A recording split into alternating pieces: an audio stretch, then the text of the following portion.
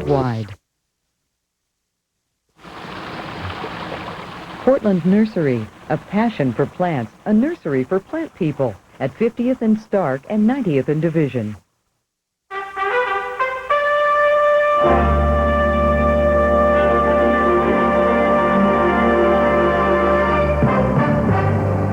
Good evening, I'm Jim Lehrer. On the NewsHour tonight, a conversation with Steve Case and Gerald Levin, 2 days after they announced the creation of AOL Time Warner, the largest media company in the world.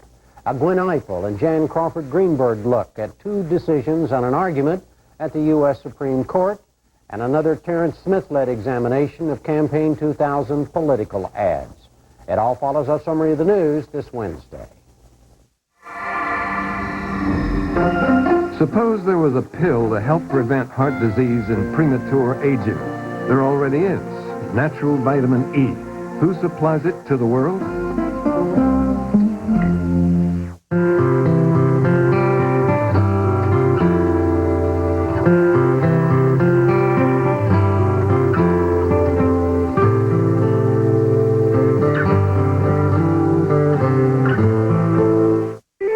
And by the Corporation for Public Broadcasting. This program was also made possible by contributions to your PBS station from viewers like you.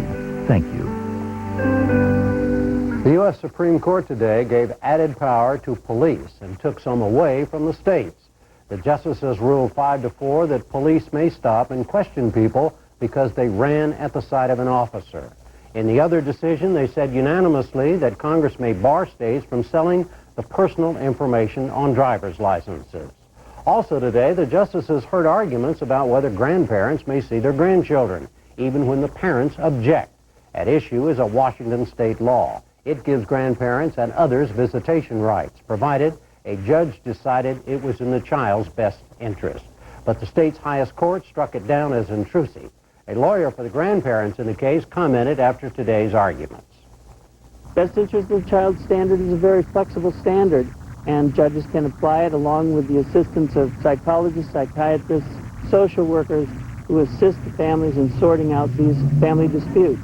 There has to be a forum for the children to process that focuses on the children's needs. That's what we're asking the court to maintain in the state of Washington. A lawyer for the parents said they know what's best for their own children. The court has recognized that for over 80 years. As a society, we've recognized that since the beginning of time. And there's nothing different about today that suggests that the state is in a better position to decide day-to-day decisions for a child than their parents. We'll have more on the day's Supreme Court action later in the program tonight. Attorney General Reno said today a state judge in Miami has no say in the case of a 6-year-old Cuban boy. The judge had ruled Elian Gonzalez must not be returned to his father in Cuba pending a March hearing. Reno sent a letter today to lawyers for the boy's relatives in Florida. She said federal courts must handle any legal challenge to returning him to Cuba. But she indefinitely postponed a Friday deadline for sending the boy back, allowing the family time to appeal. The Spanish government said today it would not pursue the extradition of former Chilean dictator Pinochet. Yesterday, British officials declared the 84-year-old general too sick to stand trial. We have this report from Robert Moore of Independent Television News. It may still be a little premature, but on the streets of the Chilean capital, Santiago, General Pinochet supporters began to celebrate. There is now a sense the former dictator is coming home, after the panel of 4 independent British medical experts all judged him unfit to stand trial. Those eminent specialists, 3 doctors and a neuropsychologist, declared that in September and October, General Pinochet had suffered a sharp deterioration in his health and that no improvement was likely. That has allowed the Home Secretary to state last night and to the Commons today that subject to further representations, he will allow the former Chilean leader to return home. I am minded to take the view that no purpose would be served by continuing the present extradition proceedings. There has been no reaction from General Pinochet himself, who remains out of sight and under house arrest on a Surrey estate. His lawyers know there could still be further legal challenges to any decision to release him. But after so many months of battling to see their old enemy in the dock, human rights campaigners are today expressing bitter disappointment. and vowing to carry on what they call their fight for justice. Both human rights activists and some senior Labour MPs are demanding that General Pinochet's confidential medical records are made public. They argue that if the former dictator does escape justice, then his torture victims have the right to know it's because of compelling and overwhelming medical evidence. Chile's ambassador to Britain said the former dictator could still face prosecution if he returns home. Israeli Prime Minister Barak said today a peace deal with Syria could come within 2 months. He told Israeli Army radio he was confident he could overcome opposition to returning the Golan Heights to Syria. In Syria, state-run media charged again that Barak had prevented any progress in the peace talks that ended Monday. The talks are due to resume next Wednesday. And that's it for the news summary tonight. Now it's on to Case and Levin, the day at the Supreme Court, and another round of 2,000 campaign ads.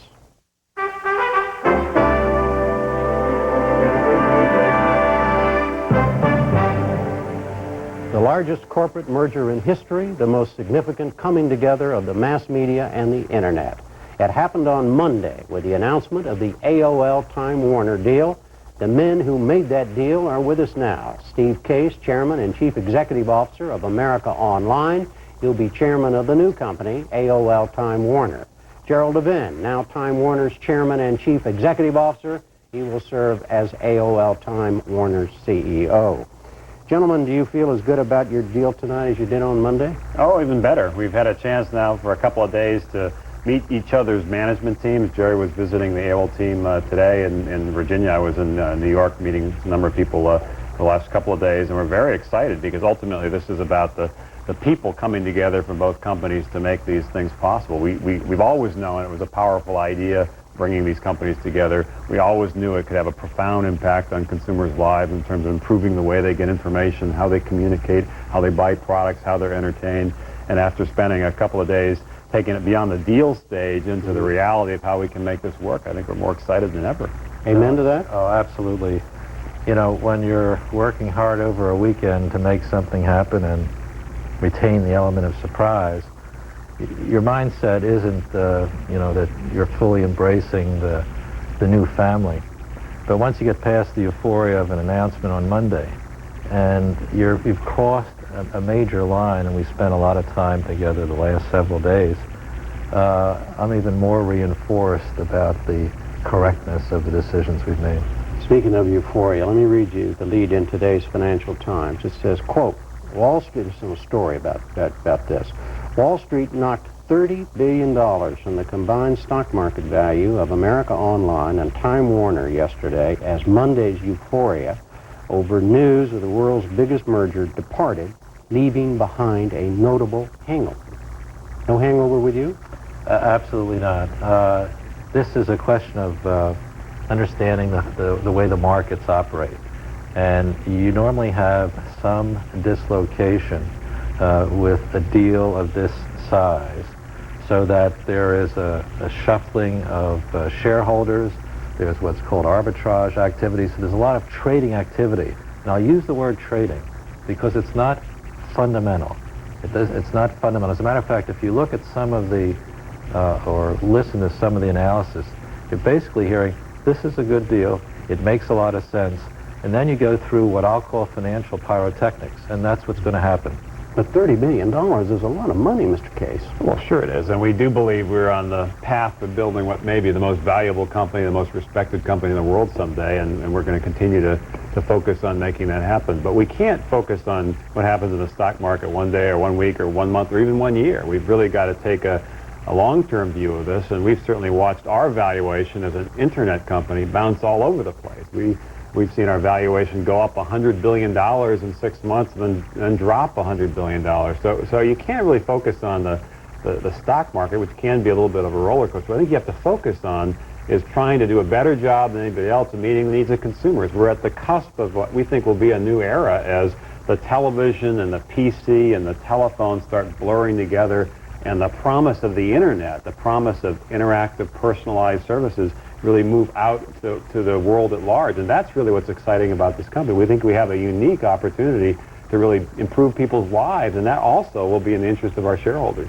Well, let's talk about that. The blurring together into what? What is it that the two of you want to create? When you talked about, okay, let's get together and let's create something new and different and bigger, what was it? Well, what's really happening now is we've seen two strands, one through the PC and one through the television set. And both have different histories, and they're at a certain state in their development. And this overused word of convergence is in fact about to happen. As a matter of fact, I guess you could say that this transaction, I even hate the word transaction because it's so cold, this is a form coming together, that this really signifies that the kinds of functions that have been applied to these two instruments are about to come together. So that the television set, for example, you'll be able to do a lot of these things that AOL has been working through the PC. I mean, like what? What that you could, that AOL's been doing through the PC? Well, right now, consumers are watching your news show, a distinguished news show.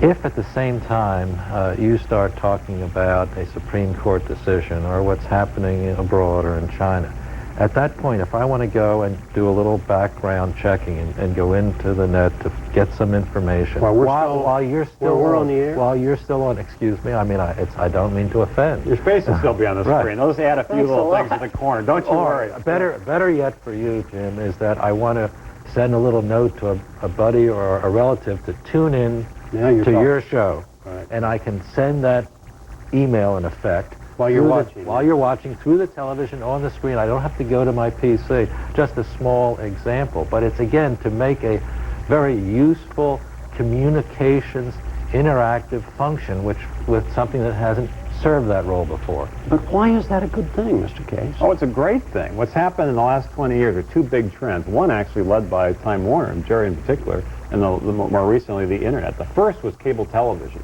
20, 30 years ago, you typically had 3 TV networks that you had to go to, and if there wasn't anything, PBS. 3 and a half. Okay, 3 and a half. The fourth network.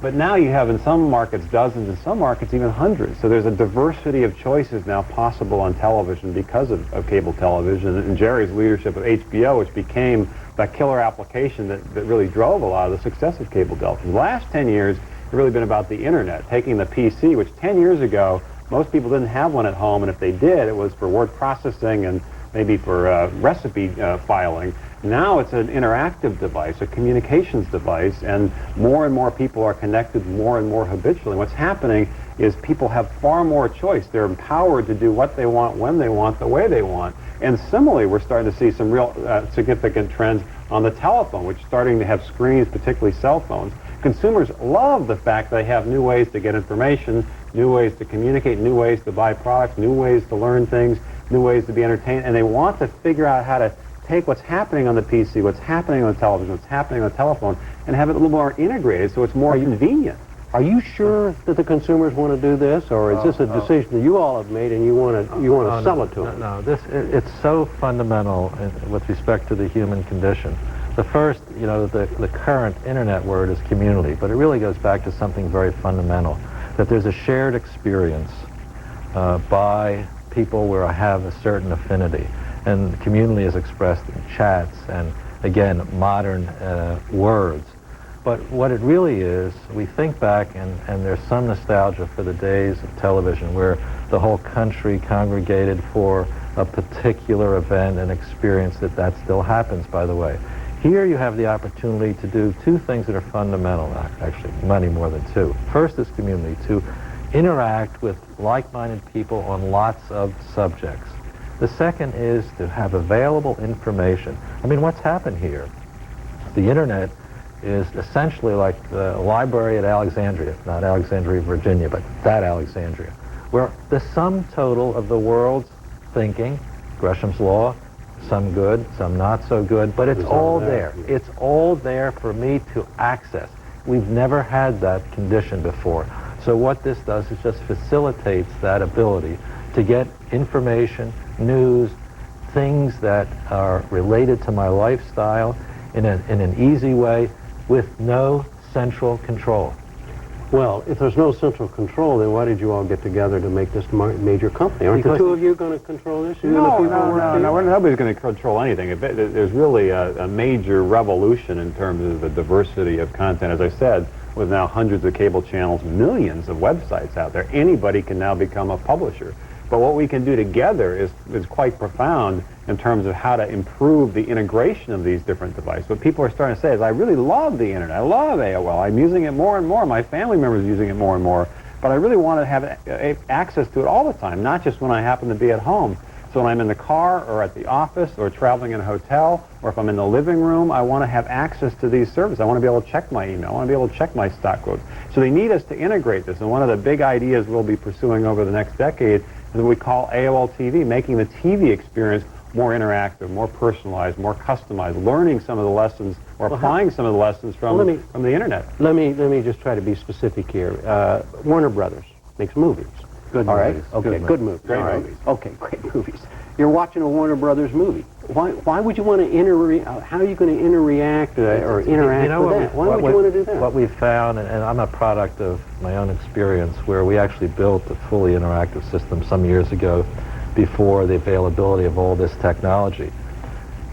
And even in the case of a movie, people love to consume it, what we call VCR functionality, the ability to stop a scene, not just because the phone rang or I want to go to the fridge, but I want to ingest it, I want to embrace it, I want to go through it, I want to actually, if there's a director's cut so I can understand what the director was doing, or in the case of even my own family, to show them the trailers for the film that we used to have 30 or 40 years ago, a rich experience, and to kind of consume it in various pieces and not just in a linear fashion. You know, there's this old saw that people really don't want interactivity. They want to sit back in the chair and just relax and let it wash over them. You don't buy that? No, because the kind of interactivity, it's already been demonstrated. The development of the VCR told us that people want to control themselves, what they want to see, and now do and read when they want it. That's the success of AOL. We've added 10 million customers in the last 2 years alone. It's because people want to take control of their information, their communications, and their entertainment. But it's not just about movies. There are also things like CNN that could be more personalized. You can have a news clipping service that actually has video clips, or a music jukebox, so you don't have to necessarily get the CDs. You have an electronic jukebox in your car or in your home, and you have access to all kinds of songs on a pay-per-play or a one-time license fee basis. It'd be a much more convenient way to listen to music than figuring out which CD do I have in which car. You know, I don't mean to interrupt. I'm recalling when I was a young person and joined Time Inc., and I went to dinner with some of my elders who actually had worked with Henry Luce, Roy Larson. What we were kind of saying around the lunch table one day was, you know, wouldn't it be great if the sum total of human experience in terms of information, creativity, storytelling, music was available somewhere, and I could have access to it in a convenient form. And as a matter of fact, we made it available to as many people as possible. Well, that's really the period. That's what this digital revolution is coming close to being able to provide. So there's no one who kind of edited all this stuff out here. It's the individual who becomes the editor. It's very empowering. Let me ask you a simple-minded question, but a lot of people simple-minded friends of mine, and who have asked this and been talking about it since you announced this thing on Monday. It goes like this. Hey, wait a minute. I got this big screen television, and I got this little screen computer. Why in the world would I want to watch movies on a little screen when I can go home? You won't. No, that's so you're going to have to invent a new thing. That's not what we're talking about. We're not dumb. We don't think people are going to be watching a new Time Warner film on a little Palm Pilot. That's ridiculous. What we're saying is people are using the television now. They have been for decades. They're watching lots of things on it. But as there are more and more channels, it starts getting a little harder to find the things you want. So you need a program guide. Maybe it'd be helpful to have some way to get the programs you want when you want, as opposed to having to be there at the right time. And it certainly would be nice to add some elements of community on particular shows, so you can talk about shows or sports teams or things like that, or take a poll or order a product. And on the PC side, broadband is coming, higher speed access to the internet. Broadband means cable, right? Which will not it means cable or telephone or wireless or satellite. High capacity. But it's not just higher speed access to web pages, which is important. It also enables you to create a whole new kind of internet. which has some of the multimedia components like video that are common on the television. So it's just a service that will really come to life. Maybe the easiest way to say it is not showing movies on a PC. It's taking control. Let's just use the television because that's the mass instrument that's out there. And before we talk about the PC, it's taking control. The reason I use the VCR analogy is you take control of the television set. You decide what you want, you put it in the television set, you start it, you stop it, you go back, you go fast forward, okay.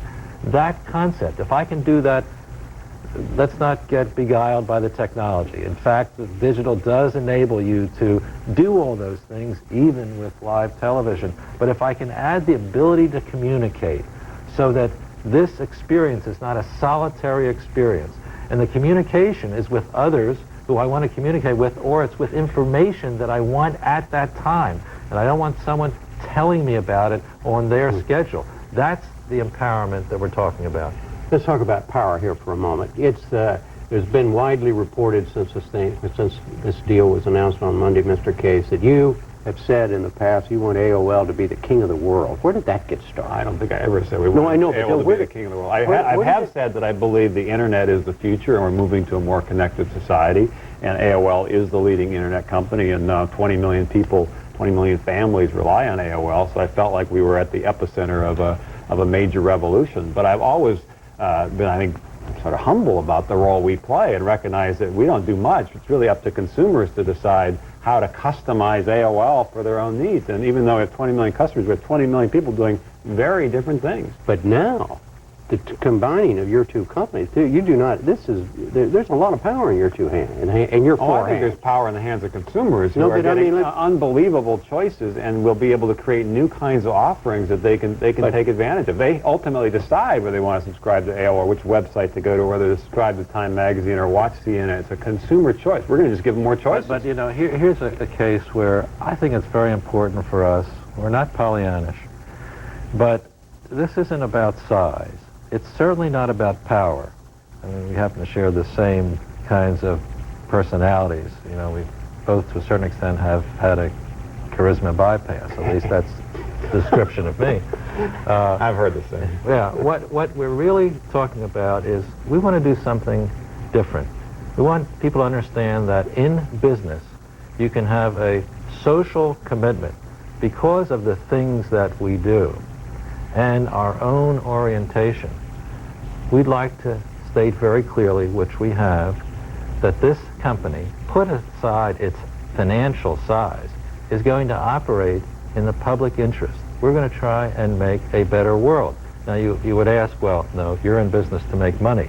Government is in the business of the public interest. Educational institutions are, nonprofit organizations. And our intention is to try and establish like-minded individuals with a committed workforce and a group that really feel we can do that. And that's one of the messages that we're delivering. But how should the American people value or judge that message tonight? In other words, people who are watching you tonight, the two of you, and you say you're talking about public interest. Now, both of you have been running huge companies that have made a tremendous amount of money, and you're answerable to stockholders, both of you are. You're answerable to investors. How should they decide tonight whether or not you're also going to be answerable to them in this new venture? Well, because as Steve answers that, he's now aware of something that's in our genetic history, so now we both participate in it. In Henry Luce's will, there was a statement that Time Inc. was to be operated not only in the interest of shareholders, but in the public interest. And he said that for several reasons. First of all, because part of what we do is important journalism. Now part of what we do is also telling stories and things that in an entertainment sense are also quite impactful. But it's because we have the skill, the resources, and the intellectual capacity to play a role in the articulation of public policy. And I think given where the world is going, not just with global companies who should be feared and limited, but where we have the opportunity to disseminate, to be meaningful in this society. But didn't Mr. Levin, just define power? Isn't that? Well, to an extent. We feel like we shoulder tremendous responsibility. And in terms of how people should judge it, I think one way to start is look at what we've done in the past. AOL is the leader in trying to bridge the digital divide, make sure as we move, nobody's left behind. AOL is the leader in trying to make sure the internet's safe for kids. We've built an alliance among internet companies to do things like parental controls. We've been the leader in trying to build privacy protection for the industry. Time Warner has been the leader in many different initiatives. Education, for example, that Larry Jerry was the first major CEO of a major company to have the board put a values committee in place a couple of years ago, which shows there really is a commitment. As I've said for several years, we believe we can, if we continue to focus on the needs of consumers and ride this wave of this connected world, build the most valuable company in the world. But it's not enough. We also have to build the most respected company in the world. What about the credibility problem, Mr. Case, particularly in the journalism? There are many journalism organizations that are coming now under AOL Time Warner from Time. There's Time Magazine and there's CNN and all that. And neither one of you have a journalism background. How are you going to I was the editor of a high school newspaper. Okay. So there you go. A professional journalism No, background. I completely respect the journalistic traditions of Time Magazine, as Jerry said, of Henry Luce and many others, and recognize it's important to have a separation of church and state, and recognize it's important to really empower journalists to do their job. And the whole thing kind of unravels if there is any question about that. And that value is going to grow as the internet takes hold, because as there are suddenly millions of choices from millions of websites, brands are going to become more important, and brands are basically a trusting relationship with consumers. So if you ever violate that trust, the value of that brand dissipates. Well, let me, I mean, for the record, since I am the CEO of Time Warner, and I will be the CEO of this combined company, my genetic tradition, I grew up the past 30 years in Time Incorporated, with all of the journalism that's in our magazines, and then with Ted Turner at CNN. And I believe that my DNA is related to the practice of first-rate independent journalism. And you have to look to the CEO of these companies to see who it is, where do they come from, what's that person's orientation. And I guarantee you, I am willing to stipulate that my respect and my participation with respect to the journalists has everything to do to secure their independence. In fact, the whole history of taking Time Inc. into its current state, and now with AOL, has been designed to protect and enhance the journalistic independence of our company. Let me ask you this, Mr. Case. Are you prepared, as chairman of this company, to pick up a copy of Time Magazine on a Monday morning and see a story in there that just is completely negative about AOL? Of course, I'm used to that. And you're not going to call Levin? I've seen more negative stories about me and AOL in the past 10 years than probably anybody else. I think it goes with the territory. I'll tell you what I think is going to happen. But you will own these people, though. Here's what I think is going to happen.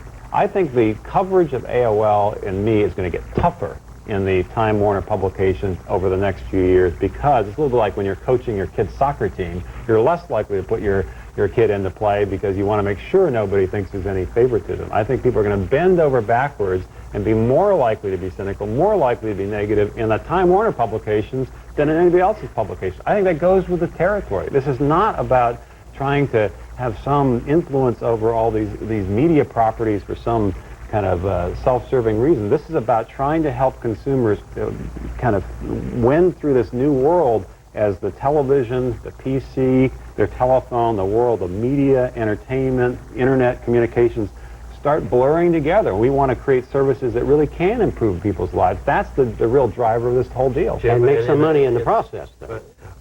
To be sure, but Jim, in the first conversations that Steve and I had, I established as a benchmark the independence of our journalism, regardless of how we were structuring the company.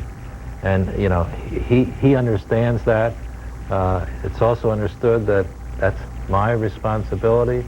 And these issues are issues that we have faced, understood for many, many years. All right. Gentlemen, thank you both very much, and good luck to you both. Thank you. Thank you.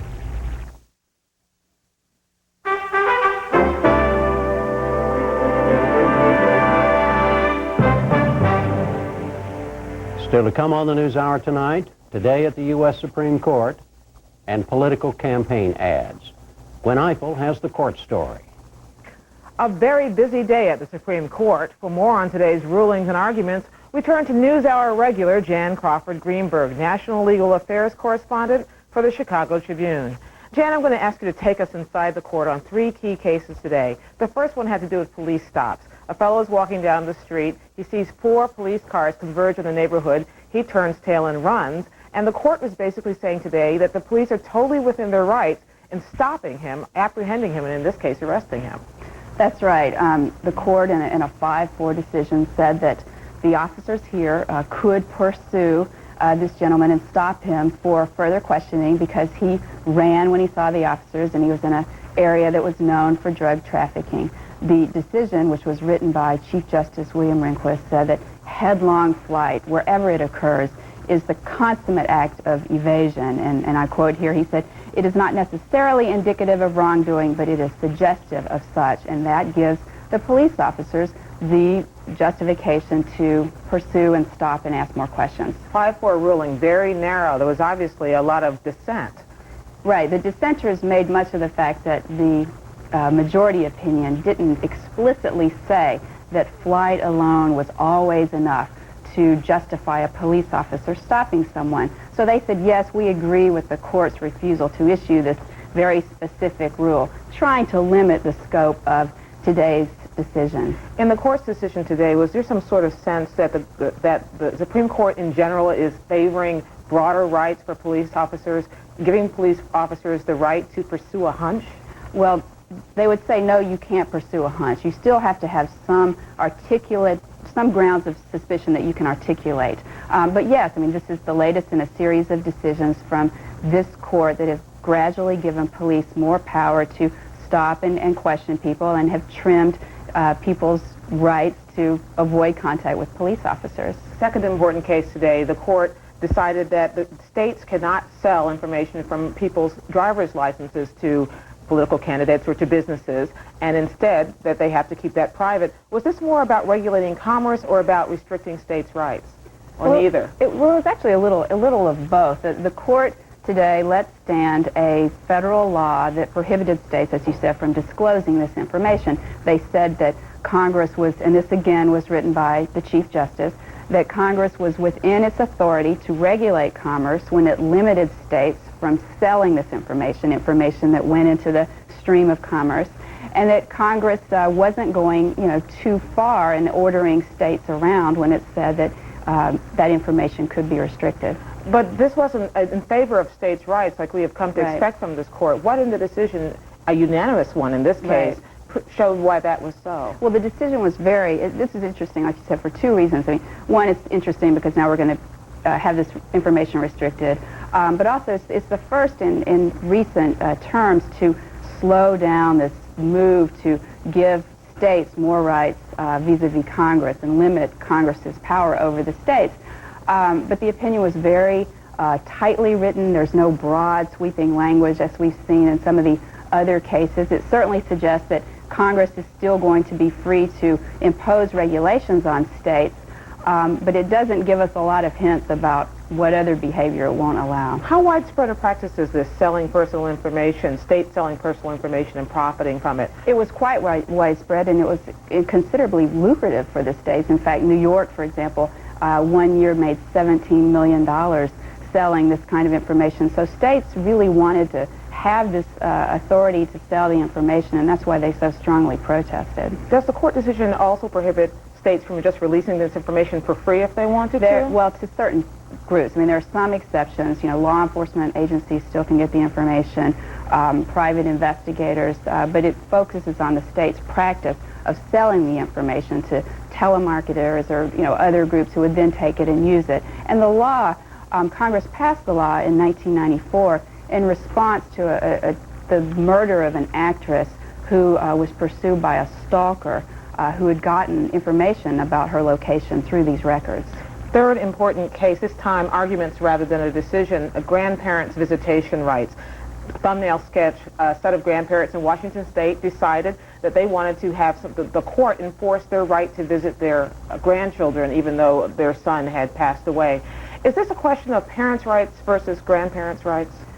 Not quite. I mean, it certainly seems that way at first blush because the grandparents did go into court to seek this visitation to ensure that they would be able to see their grandchildren. But the law that they turn to allows any person at any time to petition for visitation.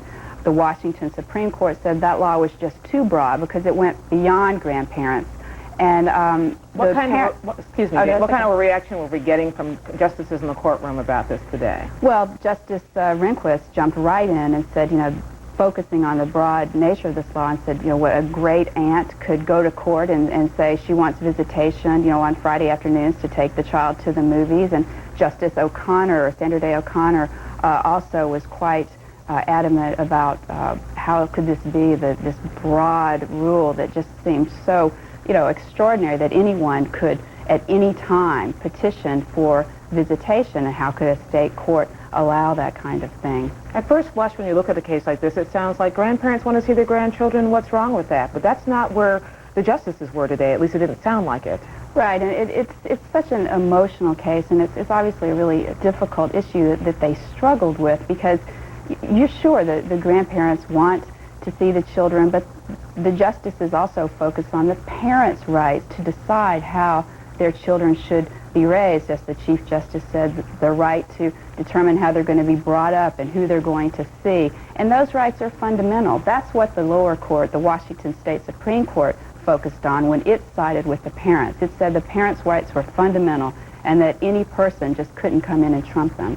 50 states now have some sort of visitation rights laws on the books. With this case, which is, of course, speaking very much to a broad, anybody can visit kind of Washington State case, would this affect those other states as well? The lawyer for the grandparents said yes, it would.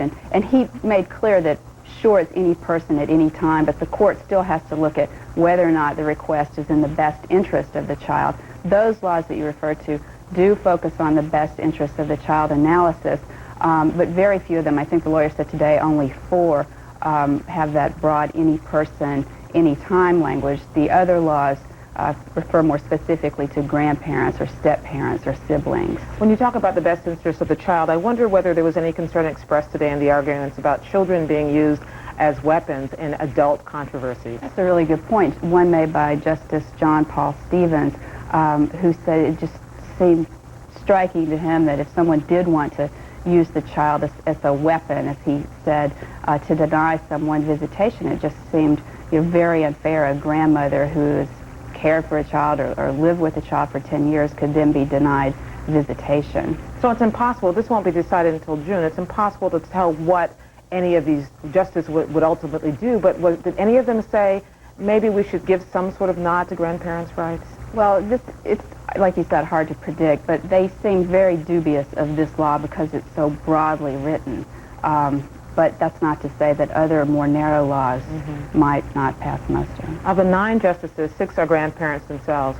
Was there any way of listening to them debate this today, that their own personal experiences were informing the things they were talking about? No, I mean, I think the issue is such an emotional one that they didn't even bring in personal experiences or anecdotes about, hanging out with their grandchildren. But just the nature of the questions reflected how, focusing on a grandparent wanting to continue a relationship with a child versus a parent wanting to decide who the child can see and on what terms, illustrated just the difficult nature of the case.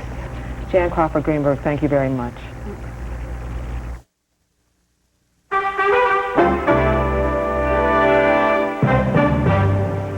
Finally tonight, another of our looks at year 2000 political advertising. Tonight, it's that of advocacy groups. Again, media correspondent Terrence Smith has our report. Hi. So, interest groups are once again taking to the airwaves in Campaign 2000, focusing attention on their particular issues and indirectly campaigning for or against different candidates.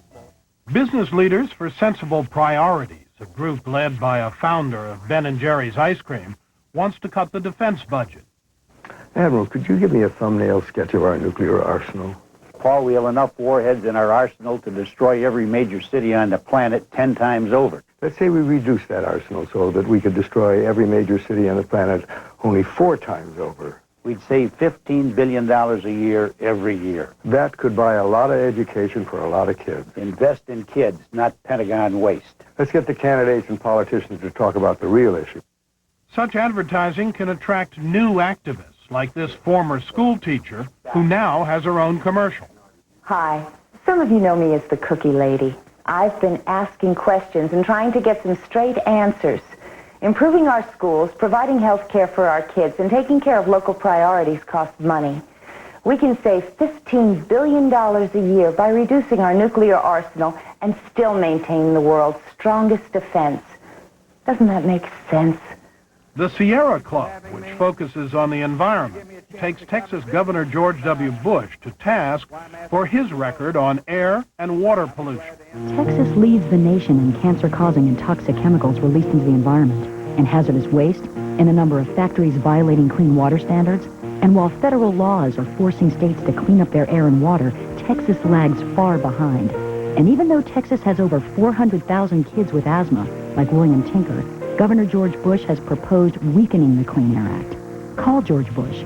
Tell him to clean up Texas's air and water for our families and for William Tinker's future. The Democratic candidates have not escaped the issue ad wars. In December, during a New Hampshire town meeting sponsored by ABC's Nightline, the Republican National Committee aired this commercial on the local television station. Last week, Bill Bradley said he might raise taxes. For a solid week, Al Gore attacked him for that statement. But then Gore admitted that he too might hike taxes. And remember, in 1993, it was Gore who cast a tie-breaking vote for the biggest tax increase in history, after breaking his campaign promise to pass a middle-class tax cut. Call Gore and Bradley. Tell them not to take any more money from American families to give to Washington bureaucrats. For several weeks, Republican Senator John McCain has been under assault from the right. Americans for Tax Reform, a conservative activist coalition, objects to his campaign finance reform plan. We all know John McCain's inspiring personal story, but can we trust his political agenda? McCain's top priority in Washington, nationalized campaign laws that muzzle conservative voices, making taxpayers pay for political campaigns. Conservative leaders call McCain's political agenda dangerous and reckless, dishonest, tramples on the Constitution, and the real purpose to throttle criticism of politicians. Call Senator McCain, tell him that being a Washington politician doesn't give him the right to trample our rights. More issue and special interest ads are expected on the airwaves as the primary season progresses. For more on the role that interest group and political party ads are playing in the presidential campaign, we turn to John Carroll, a longtime media and advertising critic who is now managing editor at WGBH-TV's Greater Boston News and Public Affairs program, and to Kathleen Hall Jamieson, Dean of the Annenberg School for Communication at the University of Pennsylvania, and to Doug Bailey, a longtime political consultant and founder of thefreedomchannel.com, an internet site that provides video on demand about candidates and political issues. Welcome to all three of you.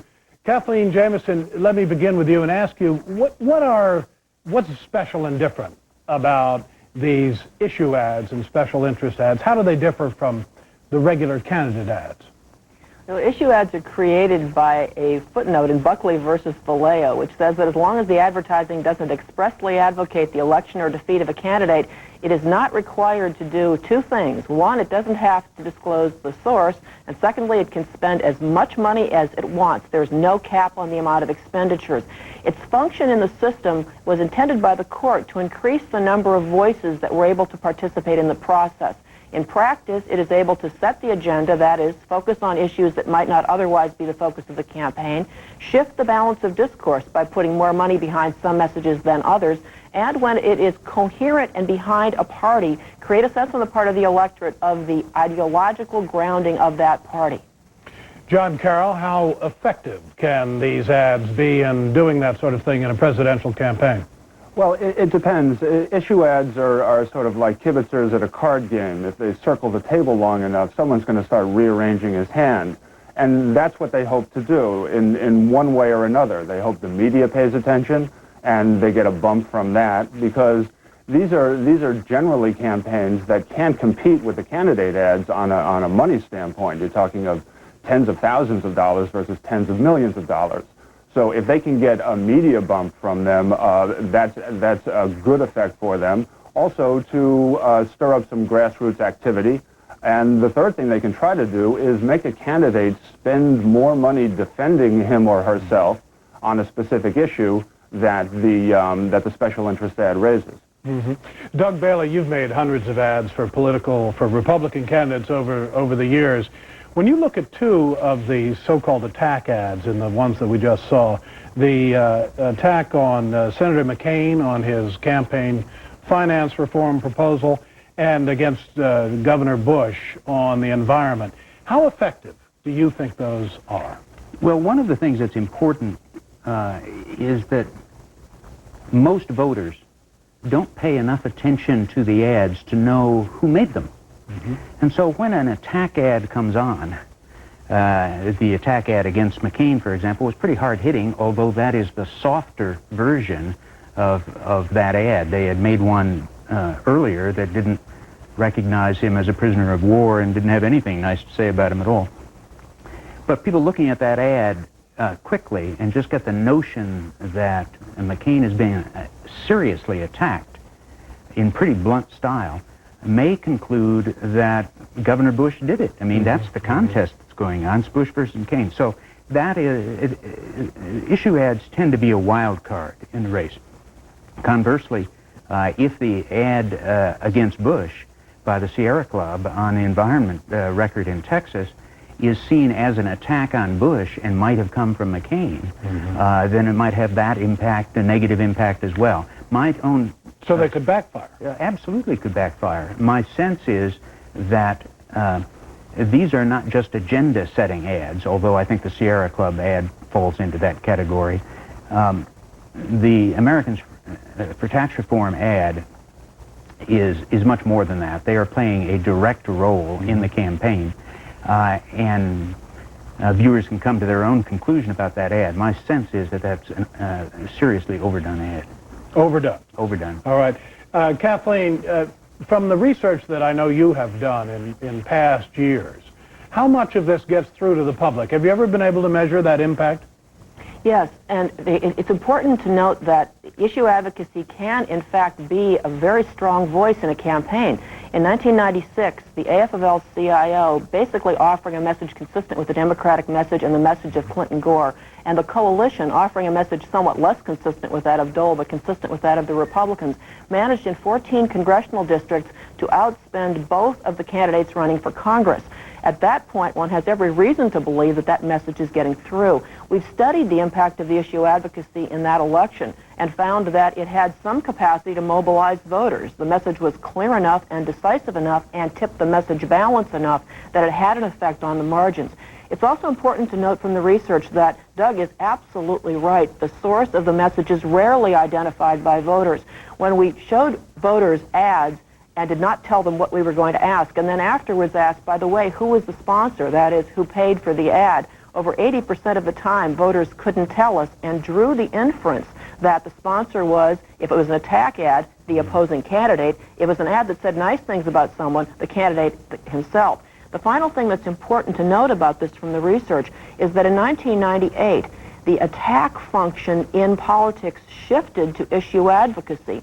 As a result, the attack messages were there in the same rough proportions that they've been in past years, but they weren't being carried by the candidates themselves. That's, in fact, the tendency we're beginning to see this year. John Carroll, we saw a moment ago the cookie lady is sort of emerging as one of the mini celebrities of this early campaign. What's her story? Well, she apparently saw one of the ads for Businessmen for Sensible Priorities, a group started by Ben Cohen of Ben & Jerry's. And their pitch is essentially, let's shift some money from the Pentagon budget over to education. It's a better priority. She saw the ad, it motivated her to go out and be active, and now she goes where the candidates are, and she hands out cookies with little pie charts on them. Apparently baked goods are the theme here, and she essentially tries to mobilize people to join in that effort to pressure candidates. And you notice that all of these ads, and as Kathleen said, they can't advocate for you to vote or not vote again for someone, but they advocate for calling them. And this call to action is especially, I think, potent for the advocacy groups that are trying to push a specific issue as opposed to just attacking a candidate. If I could add one thing about the AFL-CIO, it's interesting. They did spend $35 million in 1996. I think they batted around 500 as far as their candidates went, the ones they backed. But they are not doing this kind of advertising this time around. They've moved much more toward organizing and grassroots movement. I think they've seen the limitations or the ceiling, perhaps, of what these ads can accomplish. Or at least they're not doing it yet. Doug Bailey? Let me just make that point. I think the timing is important to understand here. In the early primaries, where candidates are sort of going door to door and it's retail politics, all advertising by issue groups or by campaigns is less effective than it is later on when the people don't really know the candidates. I think that you may well see some AFL-CIO advertising down the road a little bit at a point in April or May when both parties have picked their nominees. And predictably, the Democratic Party candidate nominee is out of money, and the Republican candidate, George Bush, is not out of money. Then there is a need for somebody to step in and fill that void, and that may be the AFL-CIO. And Kathleen, this is the famous soft money that we hear so much about? This is the famous soft money, and it can be used by the parties very effectively in order to communicate a coherent party message. That's actually what happened in 1998. Money that in past election cycles would have been spent by issue advocacy groups appeared to have stayed with the parties, and as a result was used to create a very coherent message about the differences between Republicans and Democrats. And so the functions differ dramatically depending on who the sponsor is and whether you can even identify the sponsor. After all, one could be a completely anonymous group making up a name and tagging these ads with it. There's no disclosure requirement here. Any idea how much money, Kathleen, we're talking about in the course of a campaign on special interest and issue ads? We anticipate that in this election cycle, the issue advocates will outspend the presidential candidates by at least 2 to 1. That's not simply in broadcast, that's in other forms of communication. John Carroll, I suppose that in addition to getting around the money restraints, this is also a way to attack your opponent or to have your opponent attacked and not take the blame for it. Well, that's one of the interesting side effects of this. I think there have been situations where candidates have gone to an interest group and asked them to stop advertising against that candidate's opponent because of sort of the boomerang effect.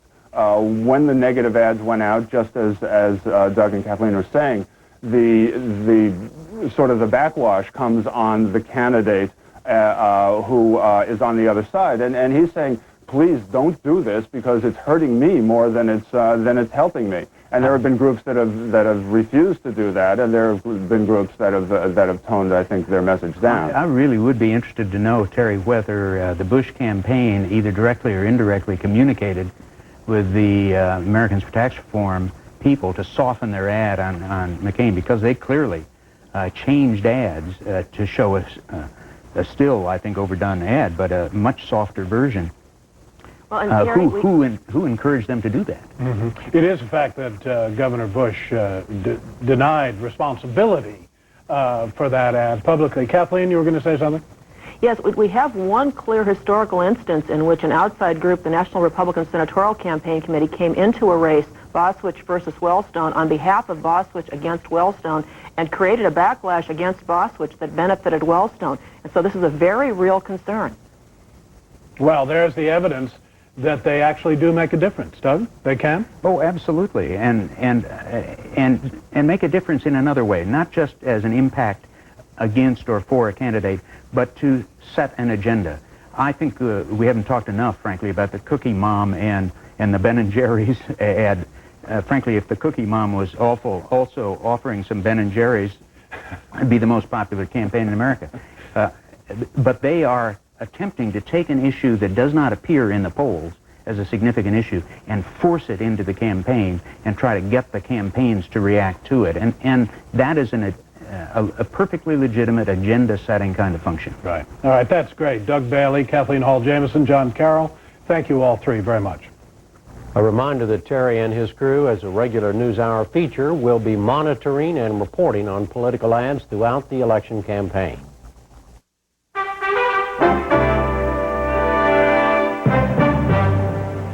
Again, the major stories of this Wednesday. Tonight on the NewsHour, the heads of America Online and Time Warner said they're more confident than ever about merging. Steve Case and Gerald Levin said they're not worried about sharp drops this week in their company's stock. And the U.S. Supreme Court ruled police may stop and question people because they ran at the sight of a police officer.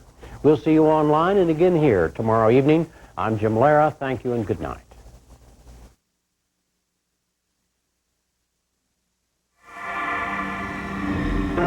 Modern practices have made American farmers the world's most productive. Who helps put the people who grow the food in touch with those who need it?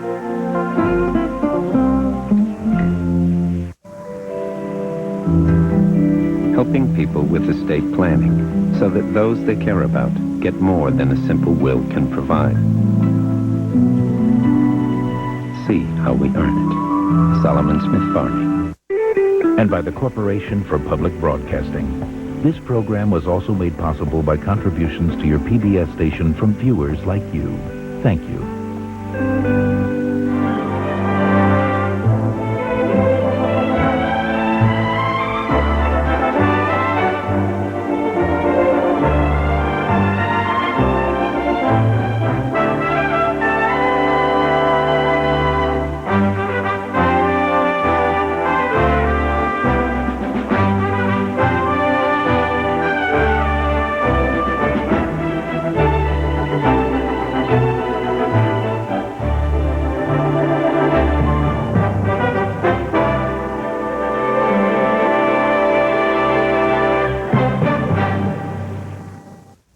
Video cassettes of the NewsHour with Jim Lehrer are available from PBS Video.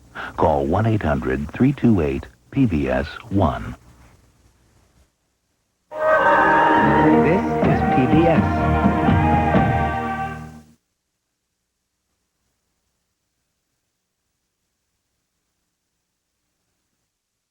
Funding for local broadcast of the NewsHour with Jim Lehrer has been provided by viewers like you. And by the following: Davis Wright Tremaine, lawyers to the business community and individuals, with 13 offices worldwide. Portland Nursery, a passion for plants, a nursery for plant people, at 50th and Stark and 90th and Division. The Oregon Story, a story of hard work, determination, creativity, and sometimes luck. The Oregon economy was built around the state's amazing natural resources. Now, Oregon Public Broadcasting tells the Oregon story in a continuing series on the cornerstones of our economy. January 11th, 12th, and 13th, OPB presents farming, tourism, and ports. If you work in Oregon, this is your story. Join us.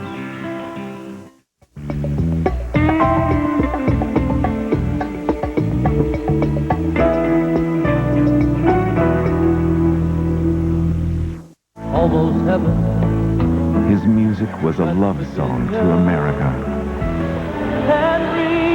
His life a celebration of all things wild and free.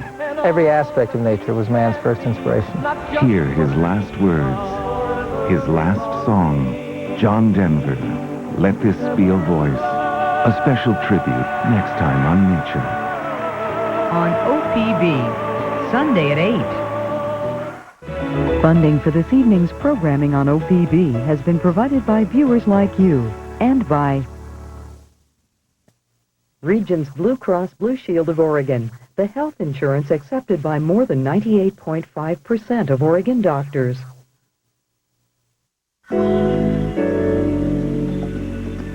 We broaden your horizons. We know that learning is a journey that lasts